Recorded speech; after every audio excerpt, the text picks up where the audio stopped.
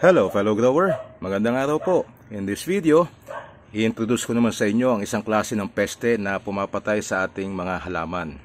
So dito, ang example ko sa inyo ay itong aking African bitter leaf. At napansin ko siya, ayan, matamlay yung kanyang mga dahon, nalalanta, nagdudrop siyang ganyan. Ang ginawa ko naman ay inangat ko yung kanyang main trunk. At pag angat ko ng main trunk ay sumama agad. Ayan, putol na yung kanyang mga ugat or wala na yung kanyang mga ugat. So talagang namamatay na siya. So ang nakita ko kagad pag angat ko ng main trunk niya ay grubs na nandito sa lupa at bumaon. So bubuksan natin or ikakalat natin, ibubuhos natin yung lupa para makita nyo kung ano itong klase ng peste na ito na pwede rin pumatay sa inyong halaman. Pagkabunot ko nitong puno ng African bitter leaf ay nakita ko kagad, kaya kumuha ko ng camera para ma-share sa inyo, maipakita. Isa lang ang nakita ko kanina, so hindi ko alam kung ilan ang nandito. Pero yung grubs po kasi notorious yan sa pagkain ng ugat ng ating mga tanim. So itong African bitter leaf ko, ito yung aking mother plant. So dito tingnan natin yung grubs na kumain dito sa ugat. At ano ba ang itsura niya? Ayan po yung isa. Ayan. Example ng grub. Yan. Yan po ang problema natin dyan. Pag nasa lupa, syempre nasa ilalim siya, hindi natin siya makikita. Ayun, inumpisahan ng kainin yung ugat ng ating halaman. So meron tayong isa. Tingnan pa natin kung isa lang ba itong nakita ko. Yan ba yung nakita ko kanina?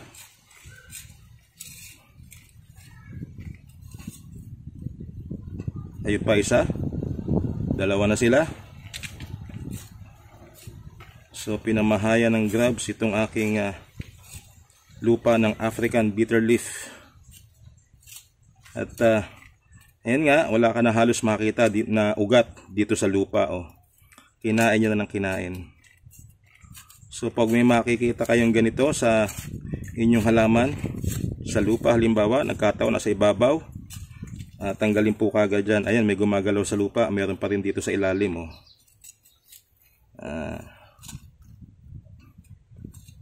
Ayan, sumisisid siya.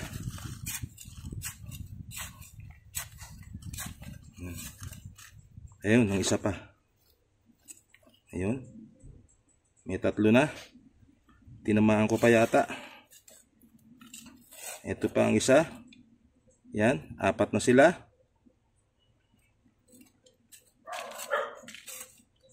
Ayun, may gumagalaw pa rin. So talagang kinain nila yung ugat nitong aking African bitter leaf. Kung tutuusin po, matibay itong African bitter leaf ko na ito eh. May 2 taon na siya nakatanim dito. Pero ayan, natagpuan ng grubs. Sandali lang. Ayan, ito pa oh. 5. So tansya ko talaga mahigit sa isa ang nakita, ang nandito. Isa lang yung nakita ko nasa bandang ibabaw paghugot ko ng puno nitong African bitter leaf eh. Pero hindi pwedeng isa lang kasi ang gumawa niyan eh. Ayan, kung napapansin niyo yung lupa ko, wala na siyang ugat. Kinain na niya talaga. Oops. 5. Ito yung pang-6. Ayan oh. Nakikita mo ba yan? Kabayan. So, pagka nakita nyo inyong tanim ay nananamlay, wala namang insekto, ano po,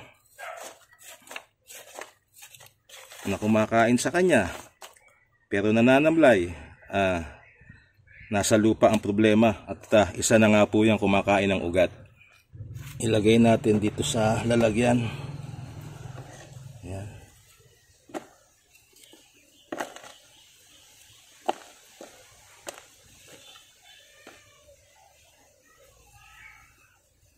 Anim.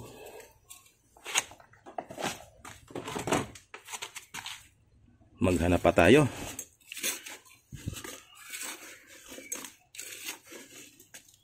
Oops. Ito pa ang isa. Ayan. 7 na sila. Sa isang hindi naman kalakihang container ay nagparami sila. Maugat din po kasi itong African bitter leaf, so marami silang makakain na ugat dito. Kaya siguro dito sila nagpugad. Taob na natin.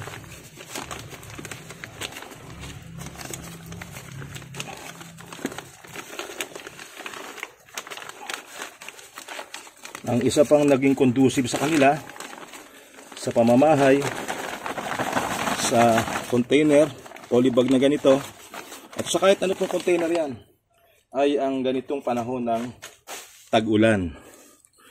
So malamig kasi ang lupa, mamasa-masa, kaya conducive para sa kanilang pagpaparami. So wala na yata. So ito, meron tayong 7 na nakuha dito sa lupa. At itong lupa na ito, hindi pa ito pwedeng gamitin agad. Maaaring may mga itlog pa rin dito at mapipisa later on. So ang mainam po dito sa lupa na to, wag mo nang gamitin. Maarawan siya, mabilad sa arawan ng mga ilang araw. Matuyo siya ng husto. Yung kasi mga itlog ng ganito ay namamatay pagka nainitan ng araw ng medyo matagal. Ngayon, pwede mo itanong, ano bang klase ito? Ito ba yung kanyang mature form?